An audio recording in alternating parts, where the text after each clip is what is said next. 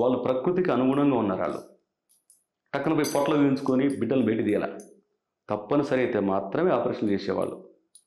ప్రకృతి విరుద్ధంగా ఉండటం వల్లే, న్యాచురాలిటీ విరుద్ధంగా ఉండటం వల్లే మీ బాడీ మొత్తం అన్యాచురల్ అయిపోద్ది. అప్పుడు ఆటోమేటిక్గా వాళ్ళు రోగాల పుట్టయిపోద్ది. 30 ఏళ్ళకి రోగిష్టి బ్యాచ్ అయిపోతారు. గురూజీ, ఇప్పుడు ప్రెసెంట్ జనరేషన్లో లేడీస్ ఎక్కువగా ఫేస్ చేసే ప్రాబ్లం వైట్ డిశ్చార్జ్. అవును అవును. అదేంటంటే మెడిసిన్, ఆయుర్వేదిక్ అని ఏవో పసరలు, గడ్డి అవన్నీ పెడుతున్నారు. అయినా సరే అది క్యూర్ అవ్వట్లేదు. సో అలా మెడిసిన్ ఇస్తే ఏమవుతుందంటే బాడీలో హీట్ ఎక్కువ ఇంకా ఎక్కువ అవుతుంది తప్ప సైడ్ ఎఫెక్ట్స్ వస్తాయి. తగ్గట్లేదు. అంటే ఇప్పుడు మన మెడిసిన్ కాకుండా ఇంట్లో ఉండే ఫుడ్స్ వల్ల అది క్యూర్ చేసుకోవచ్చు బ్రహ్మాండంగా. జస్ట్ అంటే ఎలాంటి ఫుడ్స్ వల్ల క్యూర్ అవుతుంది కదా. వైట్ డిశ్చార్జ్ అనే ప్రాబ్లంకి రకరకాల మెడిసిన్స్ వస్తాయి. వాటి వల్ల సైడ్ ఎఫెక్ట్స్ చాలా వస్తాయి. ఎనీ మెడిసిన్, మీరు ఏ మెడిసిన్ వాడండి, ఎనీ మెడిసిన్, అలోపతిలో అంటే మనం జనరల్ తెలిసే మెడిసిన్, ఆయుర్వేదం, హోమియోపతి కాక ఎనీ మెడిసిన్ మీకు ఖచ్చితంగా ఒక జబ్బుకి ఇస్తే ఇంకో సైడ్ ఎఫెక్ట్ ఖచ్చితంగా ఉంటుంది. సపోజ్ పెయిన్ కిల్లర్స్, పెయిన్ వచ్చినప్పుడు ఇస్తారు, ఇంకో సైడ్ ఎఫెక్ట్ ఉంటుంది, ఇంకో సైడ్ ఎఫెక్ట్ ఉంటుంది. ఏవో ఎందుకు కరోనాకు మెడిసిన్స్ ఏమైంది, విపరీతం హార్ట్ అటాక్లు వచ్చాయి. అదంతా తెలిసిందే కదా. పునీత్ రాజ్కుమార్ లాంటి యాక్టర్ కూడా సూపర్ మ్యాచ్ పర్సనాలిటీ కూడా చచ్చిపోయాడు హార్ట్ అటాక్ వల్ల కదా. ఇప్పుడు వైట్ డిశ్చార్జ్ అదేదానికి ఫస్ట్ ఆఫ్ ఆల్ డే టైంలో ప్రాపర్ ఫుడ్ తీసుకుంటే, హెల్దీ ఫుడ్ తీసుకుంటే అప్పుడు సాఫ్ట్గా ఉండటమే కాకుండా వైట్ డిశ్చార్జ్ అనే సమస్య కూడా రాదు. ఎందుకంటే బ్యాడ్ కెమికల్స్ మొత్తం వెళ్ళిపోతాయి. ఆ టైంలో ఫస్ట్ హార్ట్ తినొద్దు. వీళ్ళ నానమ్మ గారు చెప్పారన్నారు కదా స్వీట్ తింటామని. ఇప్పుడు సందర్భం చెప్తున్నా, ఒకటి గుర్తొచ్చింది నాకు. హీరో నాగార్జున 60లో కూడా వాళ్ళ పిల్లల కంటే చామింగ్గా ఉంటాడు. వై? అతను మాట చెప్పాడు, అతను హెల్త్ ఇష్యూస్ చాలా ఉన్నాయి అతను పాటించేవి. నేను కంపల్సరీ నైట్ కాగానే ఫుడ్ తింటే కంపల్సరీ ఒక స్వీట్ తింటాను, నాకు ఊహ తెలిసినప్పటి నుంచి అన్నాడు. మన నాగార్జునంత చామింగ్ మొహం ఎవరికి ఉండదుగా.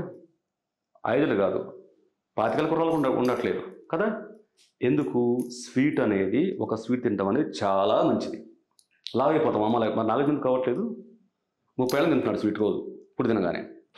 అది అతని మొహం చిన్నపిల్లలా ఉంటుంది ఏమో కదా. ఏవైతే నిజంగా మంచి చేస్తాయో వాటిని భయపడిపోయి ఈ తినకూడదు అయి తినకూడదు అని చెప్పేసి ఆ అవేర్నెస్ మరి కొంచెం ఎక్కువైపోయి అడ్డమైన గడ్డి వేసి అవసరం బాడీకి అవసరం కొవ్వు, బాడీకి చాలా అవసరం, కొవ్వు చాలా మంచిది ఒక స్థాయి వరకు. స్వీట్ తింటే లావ్ అయిపోతామని పూర్తి ఎవరు చేస్తారు ఏమా. పాలు తాగకూడదు, పాలు ఎక్కువ తాగకూడదు, పెరుగు ఎక్కువ తినకూడదు, ఒట్టి మజ్జిగ తాగాలి, మజ్జిగ ఎవరు తాగడు. ఇప్పుడు మ్యాంగోస్ కూడా ఎక్కువ తింటుంటే షుగర్ వచ్చేస్తుందని విన్నాను సార్.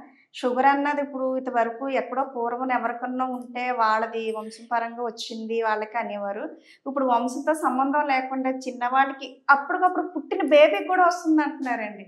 అది మాకు చాలా ఆశ్చర్యం. పుట్టిన బేబీకి కూడా షుగర్ వస్తుంది, అలాగే మామిడికాయల వల్ల కూడా తింటే షుగర్ వస్తుంది అంటారు. అది ఎంతవరకు కరెక్ట్ సార్? మామిడి పళ్ళు కానీ ఇంకే పండు, ఏ పండు వల్ల ఏ జబ్బు రాదు. ఫస్ట్ ఆఫ్ ఆల్ ఏ పండు వల్ల ఏ జబ్బు రాదు. పండు అనేది మనిషి శరీరాన్ని బాగు చేసే ఒక అద్భుతమైన మెటీరియల్ అది పండు అనేది ఏమా. ఓకే, ఈ అపోహలు అని చెప్పాను కదా, కొన్ని పనికిమాలని మొత్తం ఫిక్స్ చేసి పెట్టారని చెప్పేసి ఏ సీజన్లో దొరికే పళ్ళు ఆ సీజన్లో విపరీతంగా తినేసేయాలి. దాన్ని మించిన హెల్త్ సూత్రం ఇంకోటి లేదు. ఇక్కడ మీరు డయాబెటీస్ గురించి చెప్తున్నారు కదా, షుగర్ జబ్బు గురించి. షుగర్ జబ్బు బేసిక్గా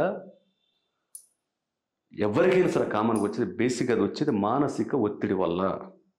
ఈవెన్ క్యాన్సర్ కూడా మానసిక ఒత్తిడి వల్ల వస్తుంది. అందుకే ఈ మధ్యకాలంలో లేడీస్కి ఎక్కడికి పోయినా లేడీస్కి విపరీతం క్యాన్సర్లు వస్తున్నాయి. ముఖ్యంగా పల్లెటూరులోకి వెళ్తే విపరీతం క్యాన్సర్లు వస్తున్నాయి. మగాళ్ళకంటే ఎక్కువ సిగరెట్లు మందు తాగే మగాళ్ళకి ఎక్కువ రావట్లే. పుట్టిన బేబీకి ఎట్లా వస్తుంది సార్? అది జెనెటికల్. మీ తాతగారి జెనెటికల్ ఎఫెక్ట్ కూడా మీ మీద పడుతుంది.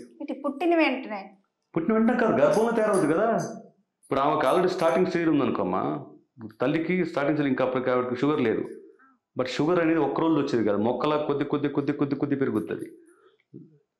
కొంచెం లెవెల్లో, బేసిక్ లెవెల్లో ఉన్నప్పుడు కనుక, అంటే ఆవిడకి తెలియదు షుగర్ విషయం కూడా తెలియదు, వస్తే బిడ్డకు ఆటోమేటిక్ వచ్చేస్తుంది. ఇవన్నీ ఏంటంటే తల్లి మానసిక ఒత్తిడి విపరీతంగా పడితే బిడ్డకు ఖచ్చితంగా డయాబెటీస్ వస్తుంది. తల్లి కనుక మానసిక ఒత్తిడి, అందుకే పాతకాలం చెప్పేవాళ్ళు గర్భవతి ఉన్న పిల్లని ఏమాత్రం కష్టపడినిచ్చేవాళ్ళు కాదు, ఫిజికల్ పనులు చేయనిచ్చేవాళ్ళు కాదు, కొన్ని పనులు మాత్రం చేయనిచ్చేవాళ్ళు.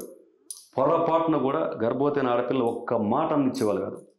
అందుకే అప్పట్లో గర్భవతి అయిన 3 4 నెలలు తీసుకెళ్ళిపోయేవాళ్ళు, తీసుకెళ్ళిపోయేవాళ్ళు, అపురూపం చూసుకునేవాళ్ళు. ఎందుకు అంటే సైకలాజికల్గా ఏమాత్రం ఎఫెక్ట్ పడకూడదు, ఏమాత్రం బాధపడ్డా డైరెక్ట్ ఎఫెక్ట్ పడుతుంది వాడికి. ఎందుకంటే బొడ్డు కనెక్ట్ ఉంటుంది కదా, తల్లికి పడే ప్రతి ఎఫెక్ట్ పడింది ఉంటుంది, ప్రతి ఎఫెక్ట్ ఉంటుంది. తల్లికి ఏ జబ్బు లేకపోయినా లేదా బేసిక్ ఉన్న పిల్లలకు డయాబెటీస్ వచ్చేస్తుంది. తల్లి మనగా ఆ టైంలో కనుక మానసిక ఒత్తిడి పడితే అత్యంత సున్నితంగా ఉండే బిడ్డలోకి ఆటోమేటిక్గా డయాబెటీస్ జనరేట్ అయిపోతుంది.